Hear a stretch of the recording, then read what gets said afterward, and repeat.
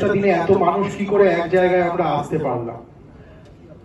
যখন একটা শিশু তার মনুষ্য জন্মগ্রহণ করে, তারপর আস্তে আস্তে তার শিক্ষা লাভ, তার আস্তরণ তার উপর পড়ে, আস্তে আস্তে সে তার লিঙ্গ বৈষম্য, লিঙ্গ প্রভেদ শিখতে শুরু করে, তার আস্তরণ তার উপর পড়ে, তার সঙ্গে তার জীবিকা নির্বাহের আস্তরণ পড়ে, তার সঙ্গে তো তার ধর্মীয় আস্তরণ আছে। এই এক একটা আস্তরণ দিয়ে আমরা আস্তে আস্তে সমাজের থেকে নিজেদেরকে আলাদা করতে শুরু করি। কিন্তু 9 তারিখের যে ভিন্ন নক্কারজনক ঘটনা ঘটলো, এই ঘটনা ঘটার পর আমরা দেখলাম সেই এক একটা করে আস্তরণ সরে যেতে থাকলো। প্রত্যেকটি আস্তরণ সরে গিয়ে সবার শেষে যে আস্তরণটা রইল, সেই শুরু থেকে আমরা যেটা শুরু করেছিলাম একজন মনুষ্য শিশু হিসাবে, সেই মানুষের আস্তরণ। সেই জন্য কোনো ধর্মভেদ নয়, বর্ণভেদ নয়, জীবিকা ভেদ নয়, শুধু মানুষ হয়ে মানুষের পাশে থাকার জন্য আমাদের একসঙ্গে আসা, আমাদের এই সঙ্গে পথ চলা।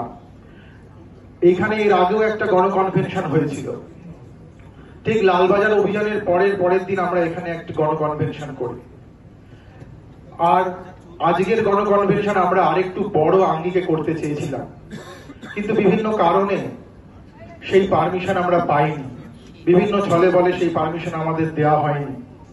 সেই জন্য আজকে আমরা এখানে সবাই একত্রিত হয়েছি।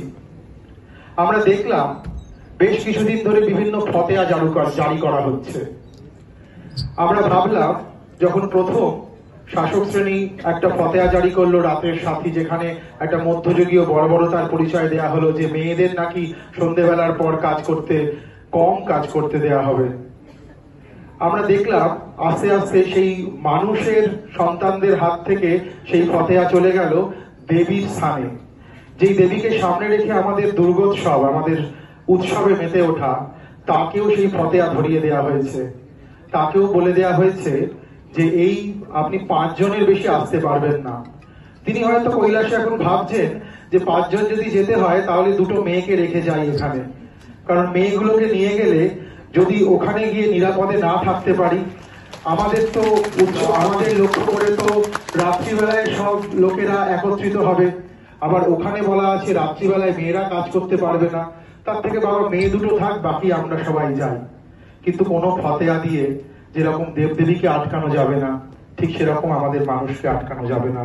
সেই জন্য আমাদের এই গণকনভেনশন, আমরা কৃতজ্ঞতা জানানোর জন্য এতদিন ধরে যে আপনারা পাশে আছেন এবং আগামী দিনে আমরা কি করতে চলেছি সেইটা জানানোর জন্য আমাদের এই গণকনভেনশন।